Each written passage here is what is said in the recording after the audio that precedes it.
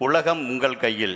இந்த இன்றைய நிகழ்வை பற்றி பேசும் முன் 2 வருடங்களுக்கு முன்பாக மாண்புமிகு முதலமைச்சரினுடைய இருக்கும் பொழுது அவர் முன்னால் செயற்கை நுண்ணறிவு பற்றி நான் பேசிய பேச்சின் வரிகள் சில. இன்றைய நாளில் எதிர்காலம் பற்றிய நம்பிக்கையும் எச்சரிக்கையும் மிக மிக முக்கியம். கரிகக்கும் எரிபொருளுக்கு மாற்று வந்துவிடும். கொரோனாவை சரி செய்தது போல பூமியின் சுற்றுச்சூழலும் சரி செய்து படப்படலாம். வேற்று கிரகங்களிலும் மனிதன் குடியேறக்கூடும். பணம் வரவு வந்தது, ஆனால் சிறுநீரகம் கல்வ போனது என்ற கதையாய் உணவு, உடை, உடல் நலம், இருப்பிடம், பணி, வேற்றுக்கிரக வாசம் என எல்லாம் இருக்கும். ஆனால் அவரவர் மூளைகளுக்கே தெரியாமல் பலரின் மூளையில் செயற்கை நுண்ணறிவின் ஆட்சி புகும். எலும்பும் சதையும் உள்ள அதிநவீன இயந்திர மனிதர்களாய், ரொபோட்டுகளாய் மனிதர்களின் தேவைக்கென மனிதர்களே மாற்றப்படலாம். அதாவது மனிதர்களில் கூட உடலும் உயிரும் உன்வசம் இருக்கும். மூளை மட்டும் யாரோ சொல் கேட்கும். இப்படி கணிக்கப்படும் எதிர்காலத்தில் எளியோன் வலியோன், ஏழை தனவந்தன், தொழிலாளி முதலாளி, கல்லாதவன் கற்றவன், அடிமை ஆண்டான் என்ற பிரிவுகளை தாண்டி இயந்திர மனிதன், இயற்கை மனிதன் என்ற பிரிவுடன் செயற்கை அறிவாளி, இயற்கை அறிவாளி என்ற நிலையும் வரலாம். அங்கனம் வராதிருக்கவும், அப்படி வந்தாலும் நாம் செயற்கை நுண்ணறிவை நன்கு புரிந்து இயற்கை அறிவாளிகளாக இருக்கவும், வரும் தலைமுறையை சரியாக படிக்க வைத்து அறிவுடன் மனிதம் வளர்த்து இயற்கை கிணந்த மனிதனாக இருப்போம். அம்மை பிளே கொரோனாவில் தப்பிக்கும் வழி தப்பி தெரிவிந்தோம், வழி தெரிந்து தப்பித்தோம், தப்பித்து கொண்டிருக்கிறோம், இனியும் தப்பிப்போம் அல்லவா? அவ்வாறே ஏன், எதற்கு, எப்படி என்ற அறிவார்ந்த கேள்விகளால் நமது மூளைக்கு உரம் சேர்த்து நம்மிடையே தக்க வைப்போம் என்று சொல்லி முடித்திருப்பேன். உலகம் உங்கள் கையில். அந்த எச்சரிக்கையை ஒரு சிறந்த வாய்ப்பாக மாற்றி எதிர்கொள்ளும் பதில் நிகழ்வாக இன்று நான் பார்க்கிறேன். சிறு மடிக்கணினி அந்த மாற்றத்தை செய்துவிடுமா? தனி மனிதனான எனக்கு செய்திருக்கிறது. இன்றைய நிகழ்வை சரியாக எடுத்துக்கொண்டால் உங்களுக்கும் அது நிகழும். காமகோடி சொன்னாங்க இல்லைங்களா? அதே மாதிரி நானும் கூட என்னுடைய நேற்றைய நாட்களை எண்ணி பார்க்கிறேன். சாதாரண கிராம பள்ளியில் படித்திருந்த நான் 1980 அவர் சொன்ன அதே வருஷத்தில் உங்களைப் போல ஒரு கல்லூரி மாணவன் முதல் முறையாக எங்கள் கல்லூரிக்கு வந்த TDC 316 என்ற கணினியை அதற்கான ஏசி அறையில் பெரிய கண்ணாடி கதவுகளுக்கு பின்னால் இருப்பதை பார்த்து வியந்தேன். அதனுடைய அமைப்பு திரு காமகோடி சொன்னதுக்கும் இன்னைக்கு நான் பார்த்ததுக்கும் வித்தியாசம் தெரியும் உங்களுக்கு. அதனுடைய கான்ஃபிகரேஷன் அப்படிம்பாங்களே, அது 100 MB hard disk, 64 KB RAM, 4 magnetic tape drive. அங்கே தான் ஆரம்பிச்சது என்னுடைய வாழ்க்கை கணிதத்தை பார்த்து. பின் மடிக்கணி அளவில் இன்டெல் 8080 மைக்ரோ ப்ராசஸர் சர்க்கிட் வைத்து தொழிற்சாலைகள் உபயோகமாகும் ப்ரோக்ராமபிள் லாஜிக் கண்ட்ரோலர் செஞ்சேன். சாதாரண லேத்தேன் நியூமரிக்கல் கண்ட்ரோல் லேத்தாகக்கூடிய ஒரு கண்ட்ரோலர் செஞ்சேன். இதையெல்லாம் என்னை இந்திய விண்வெளி ஆய்வுகளத்தில் சேர்த்தன. இந்திய விண்வெளி ஆய்வுகளத்தில் மைக்ரோவேக்ஸ் என்ற சிறு கணினியில் IRSங்கிற தொலை உணர்வு, அதாவது கணினி வளர வளர நான் எப்படி வளர்ந்தேன். பெருசாக இருந்த கணினி சிறிதாகுது, அதனுடைய உயரம் அதிகமாகுது, அதன் வழியாக என்னுடைய மேலே வரும்னு சொல்கிறேன். அப்புறம் அதனால் இந்த செயற்கைக்கோளுக்கான செயல்பாட்டு மேலாளராக தேர்வானேன். அப்படியே 9 செயற்கைக்கோள் செயல்திட்ட இயக்குனரானேன். செயற்கைக்கோள்களுக்கான தரைக்காட்டுப்பாட்டு தானியங்கிகளை செய்து செயற்கைக்கோள்களை பராமரித்தேன். இதனால் 2004 சந்திரயான் 1 திட்ட இயக்குனரானேன். சந்திரயானுடைய புதுக்கட்டுமானத்திற்கு புது வழித்தடம் காண நிதி மற்றும் கால மேலாண்மைக்கும் கணினிகளை உபயோகித்தேன். மங்கள்யான் முதல் முயற்சியிலேயே வெற்றி பெற கணினிகள் மிகவும் உதவின. விண்வெளித்துறையில் எனது பணியின் உச்சகட்டத்தில் ஒரே சமயத்தில் 20-25 திட்டங்களை கண்காணிக்க எனக்கு கணினிகள் உதவின. பணி நிறைவுக்கு பிறகு கடந்த 6-7 வருடங்களில் மின் இருப்பதை விட இப்பொழுது பல துறைகளில், உதாரணமாக ஏர்முனை முதல் போர்முனைவரான ட்ரோன் கார்பரேஷன் முதலமைச்சர் 10-15 நாளில் இனாகிரேட் பண்ணாங்க அண்ணா யூனிவர்சிட்டியில். அது நடந்தது. அதே மாதிரி வாழைக்கழிவிலிருந்து வளர்செறிவு என்ற தொழில்முறை, பசுமை எரிசக்தி என்ற கிரீன் ஹைட்ரஜன் கிரீன் ஹைட்ரஜனுக்கு, மருத்துவத்துறையில் ரொபாட்டிக் சர்ஜரி ஸ்டேஷன் என பல அறிவியல் தொழில்நுட்பங்களில் பங்கேற்றுள்ளேன். அதை தாண்டி தேசிய மற்றும் சர்வதேச அளவிலான அறிவியல் தொழில்நுட்ப மருத்துவ கருத்தரங்குகளில் பங்கேற்று பேசுகிறேன். தேசிய ஊடகங்களில் கட்டுரைகள் எழுதுகிறேன். இவை 9 புத்தகங்களாக வெளிவந்தன. இவற்றிற்காக நிறைய படிக்கவும், பயணிக்கவும், தொடர்பில் இருக்க வேண்டியுள்ளது. இவை அனைத்திற்கும் எனக்கு உற்ற தோழனாய் ஒரு துணையாக இருப்பது என்னிடமுள்ள மடிக்கணினியும் அதில் இணைந்திருக்கும் ஏகை தொழில்நுட்பமும். முதல்ல அப்படி ஆரம்பிச்சிருக்கலாம், வளர்ந்து வளர வளர வளர இன்னைக்கு உங்கள் மடிக்கணினி எப்படி இருக்குதோ கிட்டத்தட்ட அது மாதிரி இருக்குது. இப்போ நான் இங்கே மாதிரி நிற்கிறேன்னா இங்கிருந்து ஆரம்பித்து நீ இங்கே போக முடியும் அப்படிங்கிறத நீங்கள் யோசிச்சு பார்க்கலாம். அன்பிற்குரிய மாணவ செல்வங்களே, இப்பொழுது நீங்கள் இந்த துறையில் வாங்குறீங்க இல்லையா, இதை வச்சுட்டு பார்க்கும் பொழுது உங்களுக்குள் ஒளிந்திருக்கும் ஒரு கல்வியாளனையோ ஒரு சிறந்த தொழில் பொறியாளரையும் சிறந்த மருத்துவரையும் கவிஞரையும் ஆசிரியரையும் ஆராய்ச்சியாளரையும் ஆட்சியாளரையும் இன்னும் பிறரையும் உங்களுக்குள் கொண்டு வந்து வளர்த்தும் வல்லமை கொண்டது இந்த மடிக்கணினி அப்படின்னு சொல்கிறேன். சாதி மதம் செல்வம் எதுவும் கல்விக்கு தடை இல்லை என்று இன்று நம்மால் சொல்ல முடிகிறது. தமிழகத்தில் நம்ம கொடுத்த கல்வியினால் அதனால் நம்ம சொல்ல முடிகிறது. ஆனால் மாறி வரும் கல்வி சூழல் பள்ளி கல்லூரி என்ற 4 சுவற்றிற்குள் கற்றுக்கொள்வதில் அடங்கிவிடவில்லை. தினம் தினம் தன்னை புதுப்பித்துக் கொள்ள வேண்டிய சூழலில் மனித சமுதாயம் தள்ளப்பட்டுள்ளது.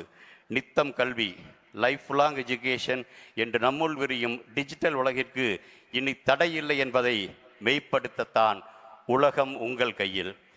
ஆம், இன்று நாம் பங்கெடுக்கும் இந்த நிகழ்வு ஒரு திட்டம் அல்ல, இது ஒரு புதிய விடியல். 20 லட்சம் மடிக்கணினிகள், அவற்றுடன் செயற்கை நுண்ணறிவுகள், இவை மாணவர்கள் கையில் சேரும் பொழுது அது வெறும் சாதனம் அல்ல, அது சாதிக்க செய்யும் சக்தி. கிராமத்து மாணவன், நகரத்து மாணவன், அரசு கல்லூரி மாணவன், தனியார் கல்வி மாணவன் என்ற இடைவெளி இனி இல்லை. மடிக்கணினி கையில் வந்தவுடன் அவன் உலகத்தோடு இணைகிறான். அவள் கனவுகளோடு பறக்கிறாள். அதில் உள்ள ஏகை செயற்கை தொழில் நுண்ணறிவு மாணவனின் மௌன ஆசான். ஏகை என்பது ஒரு கருவி அல்ல, அது ஒரு தனிப்பட்ட ஆசிரியன், உனக்கான ஆசிரியன். மாணவனின் பலத்தை அது கண்டுபிடிக்கும், அவனுக்கே உரிய பாதையை அமைத்து கொடுக்கும், அவள் கேட்க தயங்கும் கேள்விகளுக்கும் பொறுமையுடன் பதில் கொடுக்கும். ஒரு மடிக்கணினி என்றால் அது ஒரு கருவி அல்ல, அது ஒரு பிரபஞ்சம். மெய்நிகர் ஆய்வகங்கள், உலகத்தரம் வாய்ந்த பாடநெறிகள், குறியீட்டு பயிற்சிகள், சர்வதேச போட்டிகள் எல்லாம் ஒரு சொடுக்கில். ஒரு தொலைதூர கிராமத்தில் இருக்கும் மாணவன் கூட இன்று உலகின் சிறந்த பல்கலைக்கழகங்கள் மாணவருடன் அதே பாடத்தை கற்க முடியும். ஐஐடி கொடுத்திருக்காங்க, அதையும் உங்கள் படிக்க முடியும். மடிக்கணினி என்பது பார்க்கும் கருவி அல்ல, உருவாக்கும் கருவி. அதில் செயலிகளை உருவாக்கலாம், வடிவமைப்புகளை செய்யலாம், ஆராய்ச்சிகளை நடத்தலாம், ஸ்டார்ட் அப் கனவுகளை விதைக்கலாம். ஏஐ கருவிகள் கற்றவை கற்றலை சுகமாக்கும். இதனால் கல்வி அமைப்பு முழுவதும் ஒரு புதிய ஒளி பெறுகிறது. இதுவரைக்கும் தமிழ்நாடு கல்வியில் இருக்குது. இன்னும் இந்த ஏஐ தொழில்நுட்பம் பொழுது இன்னும் அடுத்த பரிணாமத்தை அடைவதற்கான வழிமுறைகளை இந்த கணினி கொடுக்கும் நினைக்கிறேன். நான் இப்போ இத்தகைய பெரிய முயற்சிகள் சமூக உயர்வை இன்னும் அதிகரிக்கும், தலைமுறை வறுமையை உடைக்கும், நாட்டின் திறமை களஞ்சியத்தை விரிவாக்கும். இது ஒரு திட்டம் அல்ல, இது சமத்துவத்தின் அடுத்த சின்னம், இது எதிர்காலத்தின் விதை. ஒவ்வொரு மாணவருக்கும் நாம் சொல்கிறோம், உன் கனவு பெரிதாக இருக்கட்டும், உன் பின்னணி சிறியதாக இருந்தாலும் பரவாயில்லை, உன் திறமைக்கு எல்லை இல்லை, பெரிதினும் பெரிதுகேள். இதுவே ஒரு நாட்டின் எழுச்சி, இதுவே ஒரு தலைமுறையின் விடியல். அடுத்தபடியாக இன்று நாம் உலகம் உங்கள் கையில், கல்வித்திறன் மேம்பாடு, நான் முதல்வன், புதுமை பெண், தமிழ் புதல்வன் மற்றும் விளையாட்டு முயற்சிகள் என்று நிறைய பேசுகிறோம். அவற்றை தனித்தனி திட்டங்களாக பார்க்கக்கூடாதாக நான் நினைக்கிறேன். இவை அனைத்தும் சேர்ந்து உருவாக்குவது ஒரு தனி மனித சூழலை, அதாவது எ ஹியூமன் ரிசர்ச் கேபிட்டல் எக்கோசிஸ்டம்.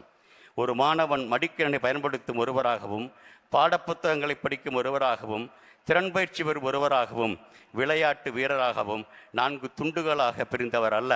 அவர் ஒரே மனிதர். உலகின் தலை சிறந்த மனிதனாக தமிழன் உருவாக வேண்டும்னா ஒரு காலத்தில் சீனா கையில் உலகம் இருந்துச்சு. இன்னைக்கு முதல்வர் சொல்கிறார், உலகம் உங்கள் கையில் பொழுது தமிழன் கைகளில் அந்த உலகம் வர வேண்டும் என்பதற்கான ஒரு முதல் படியாக இந்த மடிக்கணினி அமையும் என்று பார்க்கிறேன். அதற்கான ஏற்பாடுகளாகத்தான் இந்த விழாக்கள் இருக்குது. அதன் உத்தாரமாகத்தான் இதை பார்க்கிறேன்.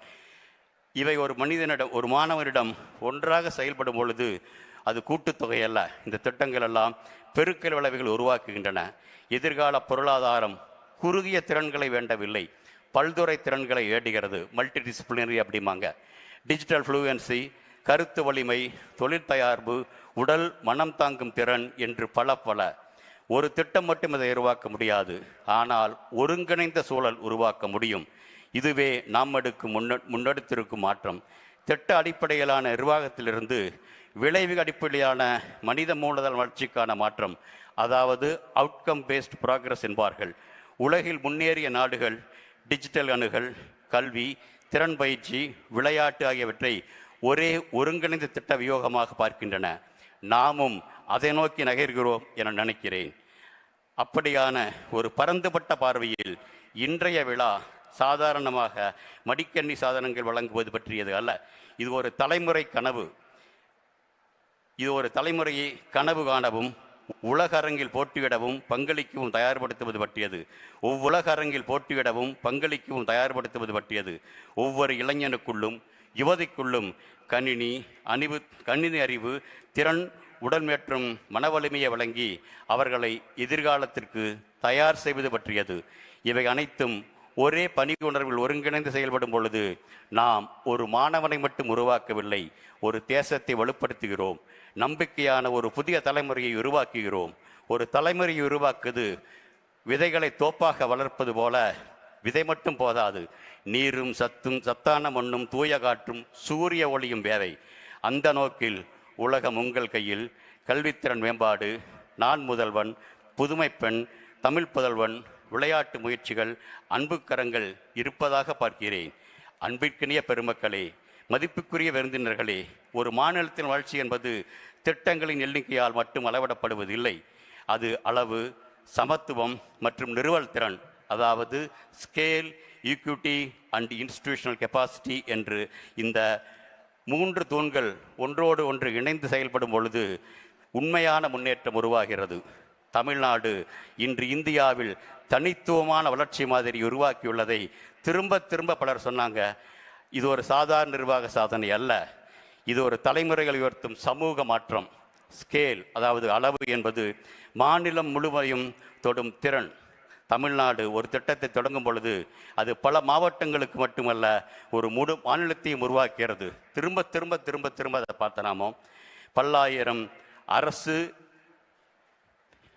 மற்றும் அரசு உதவி பள்ளிகளையும் பல நூறு கல்லூரிகளையும் தொடும் கல்வி முயற்சிகள், ஆயிரக்கணக்கான ஆசிரியர் மற்றும் பேராசிரியர்களை பயிற்றுவிக்கும் திறன், உலகத்தரம் வாய்ந்த தொழில்துறை மையங்களை நூற்றுக்கணக்கில் உருவாக்கும் நோக்கம், இவை அனைத்தும் தமிழ்நாட்டில் பெரிதுபட்ட அளவிலான செயல்பாட்டு திறனை காட்டுகின்றன. பெரிதுபட்ட அளவு என்பது வெறும் எண்கள்ல, அது ஒவ்வொரு குழந்தைக்கும், ஒவ்வொரு குடும்பத்திற்கும், ஒவ்வொரு மாவட்டத்திற்கும் வாய்ப்பை கொண்டு செல்லும் சக்தி. அடுத்த சமத்துவம். தமிழ்நாட்டில் வளர்ச்சி அனைவருக்கும் என்ற முறையில் தமிழ்நாட்டின் வளர்ச்சி மாதிரியினுடைய உயர் நாடி சமத்துவம். இங்கு வளர்ச்சி என்பது சிலருக்கான சலுகை அல்ல, அது அனைவருக்குமான சம உரிமை. பின்தங்கிய மாணவர்களுக்கான ஸ்டீம் மாடல் பள்ளிகள், கிராமப்புற மாணவர்களுக்கு ஆங்கிலம் மற்றும் டிஜிட்டல் திறன்களை வழங்கும் திட்டங்கள், முதல் தலைமுறைகள் கற்றவர்களுக்கு உயர்கல்வி வாய்ப்புகள், இவை அனைத்தும் வாய்ப்பு என்பது பிறப்பால் வருவது அல்ல, அரசின் பொறுப்பால் உருவாக்கப்படுவது என்பதை நிரூபிக்கின்றன. தமிழ்நாடு அந்த ஒன்றுபட்ட சமத்துவத்தை நடைமுறையில் காட்டுகிறது. நிறுவனத்திறன், அதாவது இன்ஸ்டிடியூஷனல் கெப்பாசிட்டி. ஒரு திட்டத்தை அறிவிப்பது எளிது, அதை நிலைத்த தன்மையுடன், தரத்துடனும் தொடர்ச்சியுடனும் செயல்படுத்துவதுதான் உண்மையான திறன். தமிழ்நாடு இதை செய்கிறது. தரவின் அடிப்படையில் முடிவெடுக்கும் நிர்வாகம், துறைகளுக்கிடையேயான ஒருங்கிணைப்பு, கண்காணிப்பு மற்றும் மதிப்பீட்டு அமைப்புகளை வலுப்படுத்துதல், தொழில்முறை நிறுவனங்கள் கூட கூட்டாண்மை, இவை அனைத்தும் தமிழ்நாட்டின் நிறுவன வலிமையை காட்டுகின்றன. நிறுவனத்திறன் என்பது ஒரு மரத்தினுடைய ஆணிவேர் போன்றது. அது தெரியாது, ஆனால் அது இல்லையெனில் மரம் நிமிராது. Tamil Nadu effectively combines the scale, equity and institutional capacity. அப்படி அளவு, சமத்துவம், நிறுவனத்திறன் என்ற இந்த 3 திறன்கள் இணையும் போது என்ன நடக்கும்? குடிமக்களுக்கு சம வாய்ப்பு கிடைக்கிறது. கல்வி, தொழில், நிர்வாகம் 3 ஒரே திசையில் நகர்கின்றன. முதலீட்டாளர்களுக்கு நம்பிக்கை உருவாகிறது. வளர்ச்சி தற்காலிகமல்ல, தலைமுறைகளை மாற்றும் சக்தியாக மாறுகிறது. இதுவே தமிழ்நாட்டின் தனித்துவம். இதுவே தமிழ்நாட்டின் முன்னேற்றத்தின் ரகசியம். இதுவே தமிழனின் ரகசியம், வெற்றியினுடைய ரகசியம். அதுதான் பெரியார் சொன்னார் இல்லையா, தமிழ்நாட்டு இளைஞர்கள், மாணவர்கள் செக்கு மாடுகளாக இருக்கக்கூடாது, பந்தய குதிரைகளாக போகணும்னு. அது மாதிரி காலத்திற்கேற்ற பந்தய குதிரையாக மாற இந்த கணினி உதவும் என்று பார்க்கிறேன். தமிழ்நாடு இங்கு ஒரு செய்தி சொல்வதாக எனக்கு தெரிகிறது. On scale, equity and institutional capacity. பெரிதாக செயல்படு, சமத்துவத்துடன் அணுகு, நிறுவல் வலிமையுடன் நிலைநிறுத்து. அப்போதுதான் வளர்ச்சி எல்லோருக்கும் சொந்தமாகும். இது ஒரு மாதிரி அல்ல, இது ஒரு முன்னுதாரணம், இது ஒரு பாதை, இது ஒரு வாக்குறுதி. ஒவ்வொரு மாணவனுக்குள்ளும் கனன்று கொண்டிருக்கும் ஒவ்வொரு கனவுக்கும் நிறைவாக உங்களுக்கு வணக்கமாக, மாணவர்களே உங்களுக்கு வணக்கமாக, அடுத்த 30 வினாடிகளில் வேர்ல்டு எக்கனாமிக் ஃபோரம் 2025 சொல்லுது, 2030க்குள் உலக அளவில் 17 கோடி புதிய பணிகள் உருவாகும் அல்லது உருவாக்கப்படும். தற்போதைய பணிகளில் 9 கோடி இல்லாது போகலாம் அல்லது அவற்றின் உருமாறலாம். இந்த நிலை தொடரும். காலத்திற்கேற்ற திறன்களை வளர்த்துக் கொள்பவர்கள் மட்டுமே களத்தில் நிற்க முடியும். இதென்பதை மனதில் நிறுத்தி உங்கள் மடிக்கணினியை நல்லாசானாய் உற்ற தோழனாய் முன்னெடுத்து முன்னேறுங்கள். உங்களுக்கான சிகரங்கள் உங்களுக்காக காத்திருக்கின்றன. வணக்கம், நன்றி.